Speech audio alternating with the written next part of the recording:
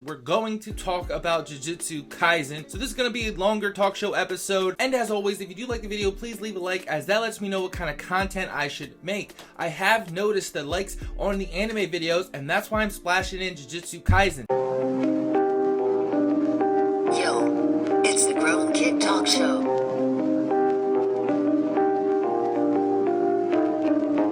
Yo, it's the Grown Kid Talk Show. Yo, Grown Kid Talk Show. Yo, it's the Grown Kid Talk Show.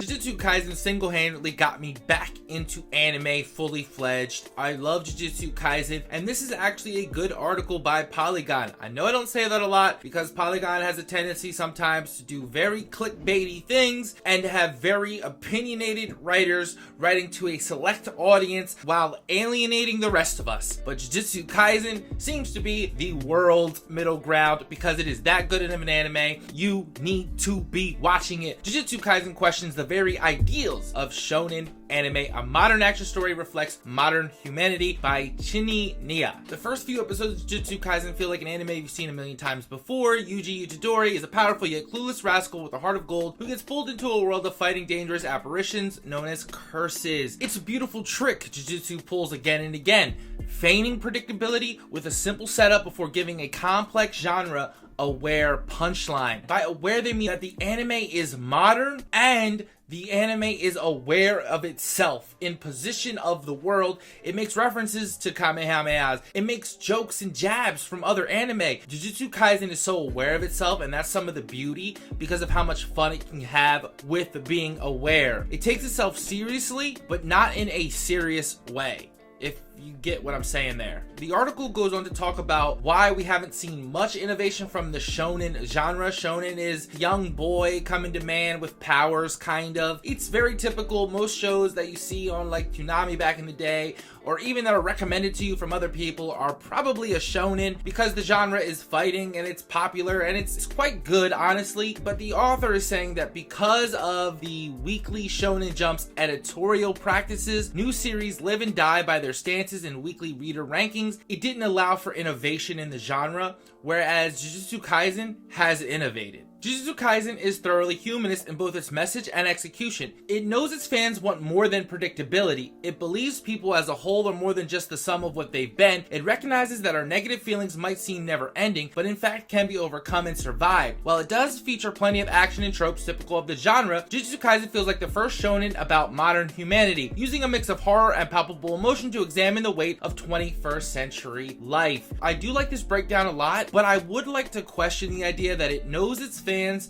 want more than predictability. And let's not confuse predictability with a negative or bad thing. And I think Jujutsu Kaisen needs a little bit more predictability because I think the power scalings have gotten a little bit crazy. I mean, totally crazy in my opinion. I wish I got to see more of the world before we got to the place we're at right now. I have read the manga chapters. I wish the show took a little bit more time. It knew it was good. It might have came out the gate so hard that there are a few missed opportunities that I just want to be explored, but that is what a show is supposed to do. It's supposed to make you want more. But this comes from comic book. Jujutsu Kaisen take an unexpected break due to an artist's illness by Megan Peters. This break is hilarious because the chapter we left off on left everybody with the what the f face. The series is taking a 1 week hiatus after its creator fell ill. It's just a week. We can all calm down. Let's pray for a speedy recovery so we can relax and definitely talk about this latest chapter because there is a lot going on. This is the part where the spoilers are. So if you're gonna leave now, thanks for coming to watch the video. Catch up to Jujutsu Kaisen so we could talk about it. I really do want to talk to Jujutsu Kaisen. Maybe even do season 1 wrap-up videos, do the manga chapters. I'm not really sure. Let me know down in the comments. Thanks for coming. Spoilers starting now. Jujutsu Kaisen's latest chapter was one of the quickest reads I've ever done. But before we get to that latest chapter, 2 big themes have arrived at Jujutsu Kaisen, 2 battles of ideology. Are you listening, Sukuna? It's beginning once again. The world of Heian, the golden age of cursed techniques. So it seems that there are multiple villains. We know that the cursed spirits have a cursed spirit leader, as well as our patchwork face guys. I thought it was really important to note this, as well as this next thing. We have battles of ideology here. How to be free of cursed spirits and cursed energy lies in breaking away from cursed energy. No, it lies in optimizing cursed energy. So these seem to be the two sides of the coin on how to deal with cursed energy as a whole for the human race or cursed technique users. This seems to be a battle that could prelude like an ending to the show where there is either no cursed energy or there is cursed energy, as well as the whole Sukuna golden age of cursed techniques. I wanted to set this up. This was interesting. This was a huge plot theme point that just needed to be talked about before we get to the latest episode. Okatsuki comes out of nowhere, is just a G apparently. It makes sense because Gojo was holding the whole Jujutsu world and the cursed spirits back because he is literally the strongest dude and Gojo is gone, and it seems like everybody's going to be coming out of the woodwork because the Jujutsu world seems to be very rigid and there's sections in that world that vie for power. Families. The families that are emphasized in the show and in the manga ever so slightly have not come to the forefront yet, and I think we're about to start seeing family heads, power bids, the cursed spirits, the techniques of all of these type of families because Gojo is now gone. Salmon. I don't care if he's Master Gojo's puper. He cut off Inuki's arm in Shibuya.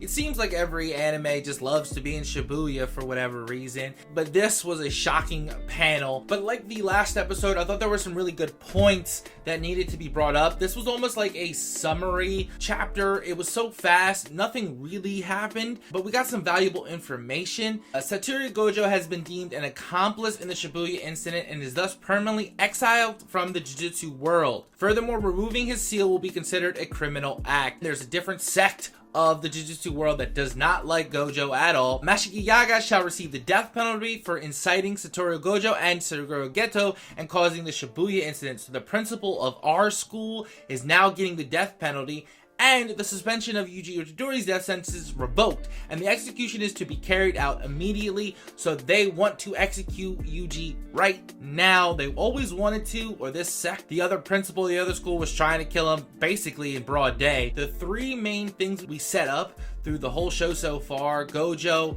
the school, and Itadori, all three of those things have broken down already. That in a shonen, that usually takes a longer time. I think that's kind of crazy and lends credence to the idea that it is shaking up the formula of what a shonen is. I really like the artwork in this chapter too. There's a lot of buildings, a lot of settings, a lot of scenes. We're clearly in the future, and that last panel kind of shows that because those rules have gone out now. We don't know how far we jump. I want to say about a week, but we do know that the cities and the world looks very desolate. Japan is really the leaders of Jujutsu because they have the most concentration of curses, where the rest of the world doesn't really have Jujutsu problems like Japan does. There are other Jujutsu users in this world, which would be interesting to see, like the American one, the German one. There's so much more to talk about with Jujutsu Kaisen. It seems a little weird to just talk about one chapter, even though I guess I talked about two. Do we think certain characters are still dead? If you get my hint, wink, wink. That blew my mind. I know I talk a lot. I definitely rambled. I ranted a little bit.